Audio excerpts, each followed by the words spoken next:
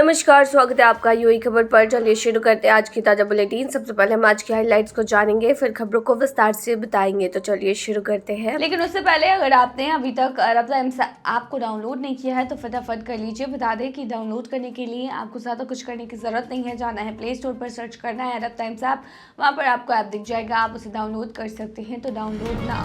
UAE ने Bahlol gang नामक अपराधी समूह के सदस्यों को दी सजा। पहली बार मक्का की ग्रैंड मस्जिद में महिलाओं के लिए बाल काटने वाली गाड़ियां शुरू। भारतीय दूतावास ने किया क्लियर, कहा नहीं दी कोई चेतावनी। यूएई ने तजाकिस्तान के किर्गिस्तान के बीच सीमा समझौते का किया स्वागत। और आखिर में जानेंगे क्या है आज के रियल रेट्स, क्या है आज के गोल्ड रेट्स और क्या है आज के दरहम रेट्स। तो चलिए खबरों को विस्तार से बताते हैं। फैक्ट्री कर्मचारी की कटी उंगलियां, मैनेजर को कहा शुक्रिया अदा। दुबई में 30 साल के फैक्ट्री कर्मचारी अनूप मुरलीधर नायर ने एक मशीन चलाते वक्त अपनी 4 उंगलियां खो दी। यह हादसा तब हुआ जब वह संतुलन खो बैठे और धारदार ब्लेड ने उनके हाथ की उंगलियां पूरी तरह से काट दी। लेकिन अनूप की उंगलियां वापस जुड़ गई और इसका श्रेय उनके फैक्ट्री मैनेजर मुआविया अहमद अली को जाता है, जिन्होंने समय रहते सही कदम उठाए।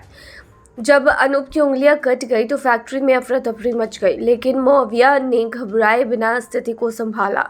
उन्होंने तुरंत कटी हुई उंगलियों को बर्फ में रखा और अनूप को अस्पताल पहुंचाया। अस्पताल में डॉक्टर ने बताया कि कोई संवहनी विशेषज्ञ नहीं है, लेकिन मुआविया ने हार मानने के बजाय फैसला किया कि वह अनूप को दुबई के राशिद अस्पताल लेकर जाएंगे, जहां पर इस तरह की सर्जरी होती है और इस तरह की सर्जरी के लिए जो जाना जाता है। मुआविया ने खुद ही अनूप को अस्पताल पहुंचाया, जहां डॉक्टरों ने सर्जरी शुरू की। 13 घंटे तक चली सर्जरी के बाद डॉक्टरों ने बताया कि ऑपरेशन सफल रहा।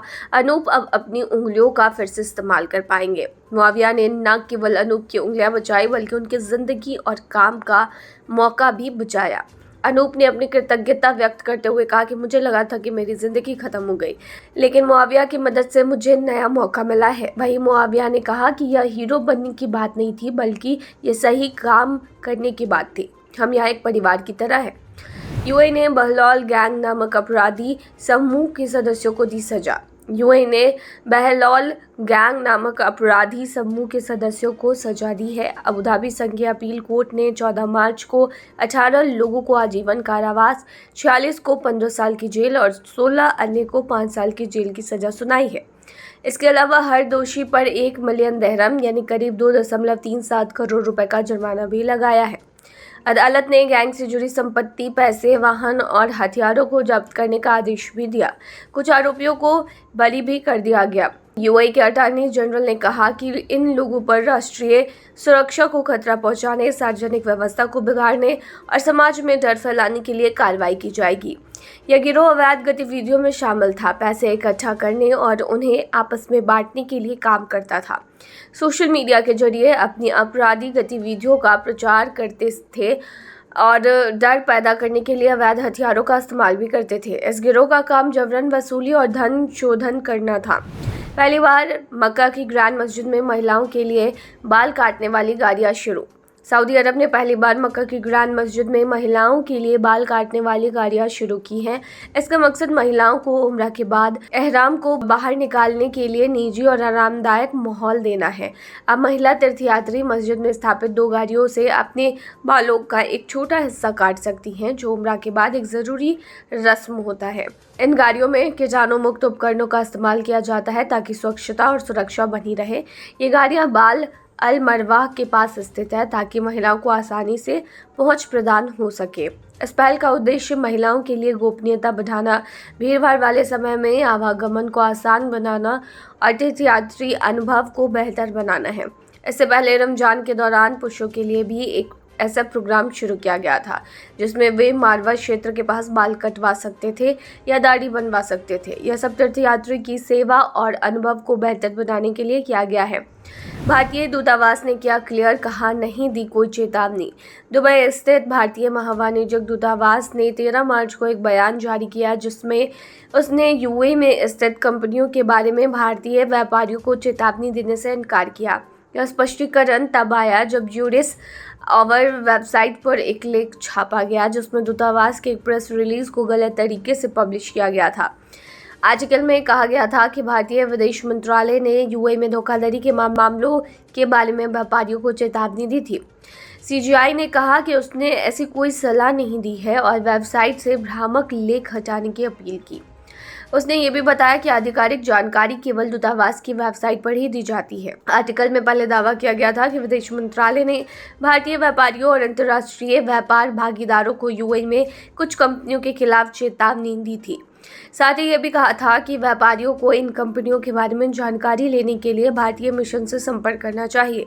दूतावास ने स्पष्टीकरण के बाद ज्यूरी सावर ने आर्टिकल को अपडेट किया और स्वीकार किया कि यह जानकारी एक झूठे परिपत्र पर आधारित थी। भारतीय मिशन यूएई में धोखाधड़ी कॉल और धोखाधड़ी संदेशों के खिलाफ नियमित रूप से चेतावनी देता है, जिनमें उनका नाम गलत तरीके से इस्तेमाल किया जाता है। व्यापारियों और नागरिकों को हमेशा आधिकारिक स्रोत से ही जानकारी वेरीफाई करने की सलाह दी जाती है। सितंबर 2024 में सीजीआई ने भारतीय प्रवासियों को वाणिज्यिक दूतावास अधिकारियों के नाम पर पैसे मांगने वाली फर्जी कॉल्स के बारे में चेतावनी दी थी।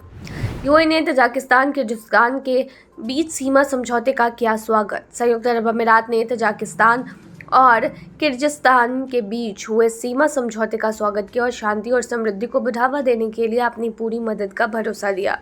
गुरुवार को दोनों देशों के राष्ट्रपति ने अपनी साझा सीमा को लेकर एक समझौता हस्ताक्षर किए। इस समझौते का मकसद लंबे समय से चले आ रहे सीमा विवाद को खत्म करना है, जिससे हाल के वर्षों में कई झड़पें भी हुई थी, जिनमें कई सारे लोग मारे गए थे। किर्गिस्तान और तजाकिस्तान की 970 किलोमीटर लंबी सीमा पर यह विवाद सोवियत काल से चला आ रहा है, जब सोवियत संघ ने मध्य एशिया के जातीय रूप में मिश्रित क्षेत्रों में सीमाएं तय की थी। यूएई के विदेश मंत्रालय ने एक बयान में कहा था कि यह समझौता क्षेत्रीय और अंतर्राष्ट्रीय स्तर पर शांति और विकास को बढ़ावा देने में मदद करेगा और दोनों देशों के लोगों को फायदा होगा।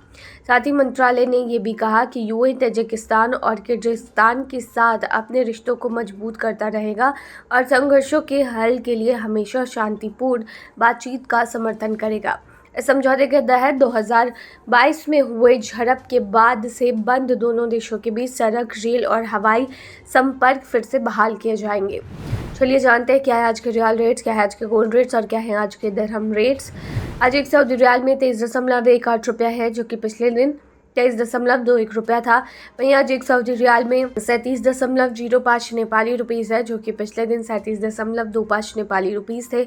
वहीं आज एक सऊदी रियाल में 32.37 बांग्लादेशी टका है, जो कि पिछले दिन 32.43 बांग्लादेशी टका था। वहीं आज एक सऊदी रियाल में 74.67 पाकिस्तानी करेंसी है, जो कि पिछले दिन 74.67 पाकिस्तानी करेंसी थी।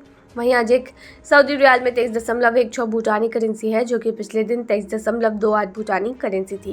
क्या आज के गोल्ड रेट्स, तो बता दें दुबई में आज 18 कैरेट सोने का दाम 273.70 दिरहम प्रति ग्राम है, जो कि पिछले दिन 270.20 दिरहम प्रति ग्राम था। यानी आज के गोल्ड के रेट की 18 कैरेट की भारतीय मुद्रा में कीमत 6,489 है।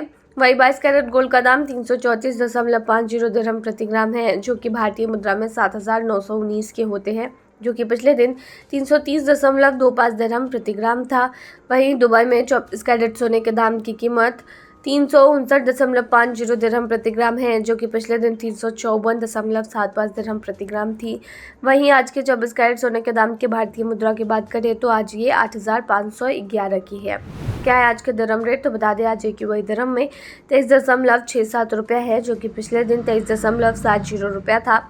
वहीं आज एक यूएई दिरहम में 37.84 नेपाली रुपीज़ है, जो कि पिछले दिन 38.04 नेपाली रुपीज़ थे। वहीं आज एक यूएई दिरहम में 33.05 बांग्लादेशी टका है, जो कि पिछले दिन 33.11 बांग्लादेशी टका था। वहीं आज एक यूएई दिरहम में 76.25 पाकिस्तानी करेंसी है, जो कि पिछले दिन 76.25 पाकिस्तानी करेंसी थी। वहीं आज एक यूएई दिरहम में 23.65 भूटानी करेंसी है, जो कि पिछले दिन 23.77 भूटानी करेंसी थी। तो ये थी आज की ताज़ा बुलेटिन। ताज़ा अपडेट्स के लिए बने रहिए हमारे चैनल पर।